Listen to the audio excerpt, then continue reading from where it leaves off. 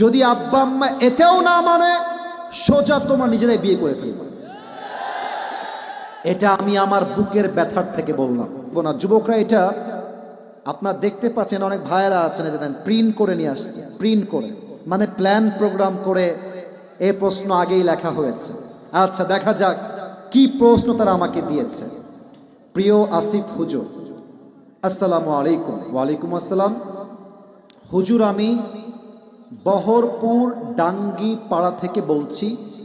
এটা কি আশেপাশে? আচ্ছা, আমরা আপনার একজন ভক্ত। আচ্ছা,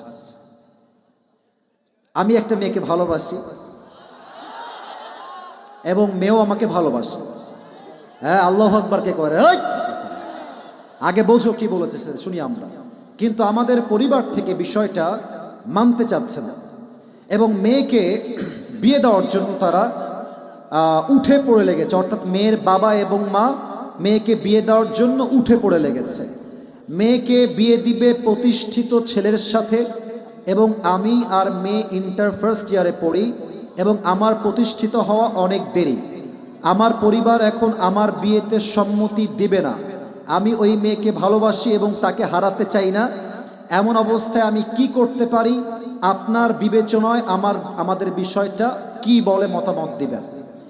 আসল কথা এটাই সত্য, বাংলাদেশে হাজার হাজার যুবক তার পছন্দের বিয়েকে বিয়ে করতে পারে না জাস্ট টাকার জন্য। রাজবাড়ির ভাড়া আজকাল টাকার জন্য যুবকদের হাজার হাজার হাজার হাজার যুবকদের পছন্দের মেয়ের বিয়ে অন্য জায়গায় হয়ে যায়।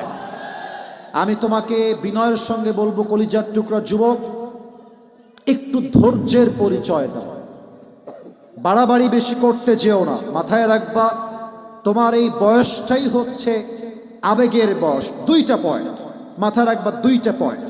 এক, তোমার বাবা এবং তোমার মা, তাদেরকে কনভিন্স করার জন্য you have to try your best level. সর্বোচ্চ দরকার হলে বাবার পায়ে ধরবা, মায়ের পায়ে ধরবা যে মা তোমার দোয়া ছাড়া আমি বিয়ে করতে চাই না গো মা, প্লিজ তুমি একটু হেল্প করো আম্মা। বাবার পা ধরবা, আব্বা প্লিজ বোঝার চেষ্টা করো, আমাকে বিয়ে না দিলে আমার দিন দিন চরিত্র নষ্ট হয়ে যাচ্ছে, আব্বা প্লিজ বোঝার চেষ্টা করো। আর সেই আব্বাদেরকে বলবো, যেই আব্বারা সন্তানকে সঠিক বয়সে বিয়ে দিচ্ছেন না, আপনার ছেলে বিয়ে না হওয়ার জন্য যত জায়গায় জেনা করবে, যত মেয়ের সঙ্গে অন্যায় জড়াবে, আমি আসিফ আপনাকে 100% ইনশিওর করে বলছি, আপনি বাবা হিসেবে আপনার সন্তানকে সঠিক বয়সে বিয়ে না দেওয়ার জন্য এই প্রত্যেকটা জেনার দায়ভার কিয়ামতে আপনাকে বহন করতে হবে আব্বা জান আমার। এক নাম্বার কথা, আব্বা আম্মাকে বোঝাবা, পা ধরবা। যদি আব্বা আম্মা না বোঝে আলেম ওলামা নিয়ে যাবা, আলেমদেরকে দিয়ে বোঝাবা, মুরব্বীদেরকে বুঝাবা। যদি আব্বা আম্মা এতেও না মানে সোজা তোমার নিজেরাই বিয়ে করে ফেলবে। এটা আমি আমার বুকের ব্যথার থেকে বললাম, কারণ বাবা মা রাজি না হওয়ার জন্য হাজার হাজার যুবক বছর বছর জেনার সম্পর্কে জড়িয়ে থেকে যায়, ঠিক কিনা বলে?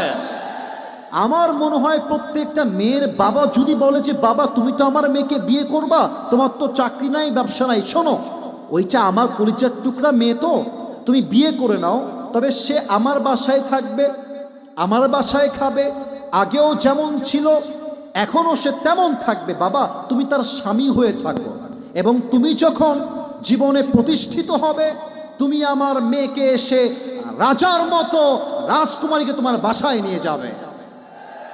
এমন চিন্তা প্রত্যেকটা মেয়ের বাবার যদি হয়ে যায়, আমি 100তে 100 বলবো এই দেশে বিয়ের সংখ্যা বাড়বে, জেনার সংখ্যা কমে যাবে, ঠিক কিনা বলে?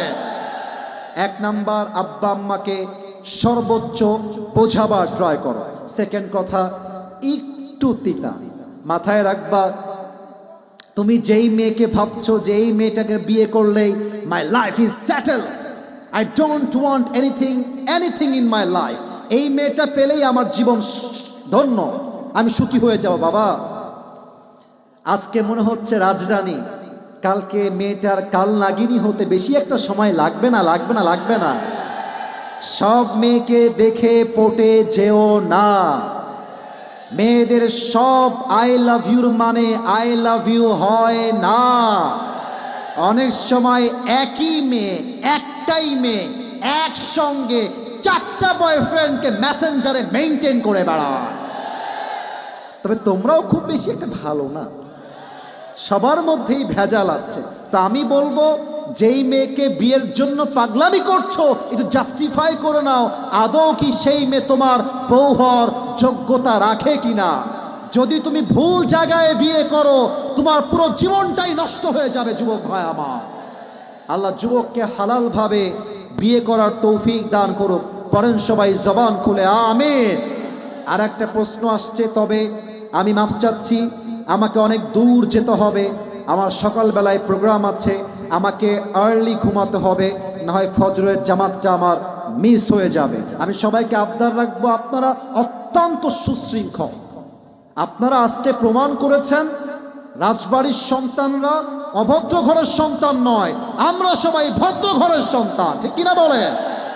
একটা আবদার শেষ, আমি দোয়ার সময় কেউ সেলফি তুলতে এখানে আসবেন না। এই যে ওনারা আলেম ওলামা ভাইরা আছেন, রাগ করবেন। আমি যখন নেমে যাব দোয়া করে, দোয়ার একটা আদব আছে। হ্যাঁ, আমি অনেক জায়গায় দেখি আমি দোয়া করছি, মেয়েরাও সেলফি তুলতে আসে, আমি অবাক হয়ে যাই। আজীব। না না, এটা এটা হাসির জন্য বলি না, খবরদার না, আবেগ দিয়ে না, বিবেক দিয়ে। আমি শুধুমাত্র এই ঝামেলার জন্য বাসা বাড়িতে খাওয়া বন্ধ করে দিয়েছি। আমি কোনো মাহফিলে খাই না, এরাও জানে আমি খাই না। কারণ আমি মাহফিলে রুমে বসে থাকি, আমার প্রিয় বোনেরা মায়েরা রুমে ঢুকে যায়। আমি বলছি না তারা অন্যায় করে, বাট এটা আবেগ। বাংলাদেশে এইসব ইস্যু আসলে খুব বেশি ট্রল হয়, মারামারি হয়। আর মানুষ তো অনলাইনে বোঝে না, যাকে যাকে হিংসা করে, পরিস্থিতি না বুঝে বাজে মন্তব্য করে দেয়, ঠিক কিনা বলেন? আমি তোমাদের পায়ে হাত রেখে বলবো, দোয়ার সময় কেউ সেলফি তুলতে আসবে না। আমার দোয়া যখন শেষ হয়ে যাবে আমি ডানে যাব, তোমাদের যার মন চায় হাত মিলাও, যার মন চায় সেলফি তুলো। আমার হাতের ওই যে গাড়িতে উঠবো হাতও মিলাবো, কিন্তু দোয়ার সময় কেউ ডান বাম হবেন না। দোয়ার সময় জাস্ট দোয়া হবে। রাজি আছেন তো সবাই ইনশাআল্লাহ? এইটা একটু ঘ্যান ঘ্যান করছে, একটু ঠিক করে যান। কই যায় ওটা, কই যায় ছেলে, বস বস, আমার দিকে তাকান সবাই।